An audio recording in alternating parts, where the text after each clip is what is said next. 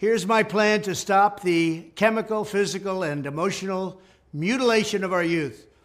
On day one, I will revoke Joe Biden's cruel policies on so-called gender-affirming care.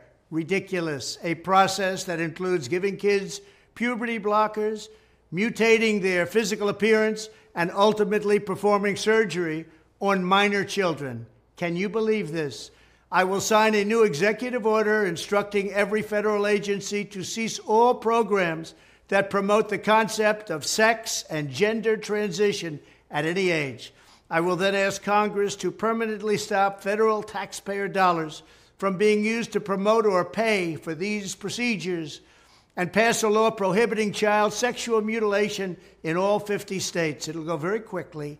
I will declare that any hospital or healthcare provider that participates in the chemical or physical mutilation of minor youth will no longer meet federal health and safety standards for Medicaid and Medicare and will be terminated from the program immediately. Furthermore, I will support the creation of a private right of action for victims to sue doctors who have unforgivably performed these procedures on minor children. The Department of Justice will investigate Big Pharma and the big hospital networks to determine whether they have deliberately covered up horrific long-term side effects of sex transitions in order to get rich at the expense of vulnerable patients, in this case, very vulnerable.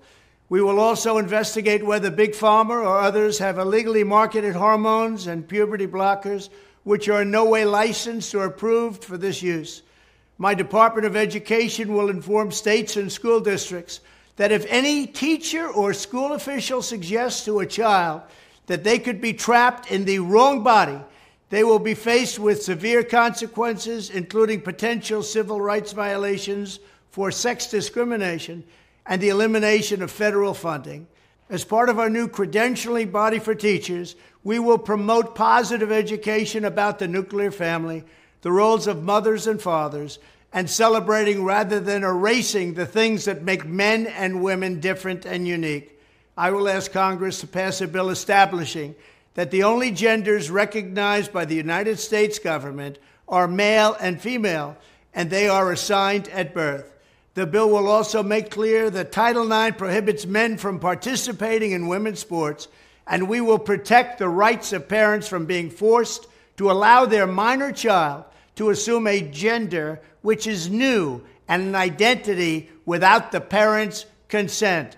The identity will not be new, and it will not be without parental consent. No serious country should be telling its children that they were born with the wrong gender, a concept that was never heard of in all of human history. Nobody's ever heard of this, what's happening today. It was all when the radical left invented it just a few years ago.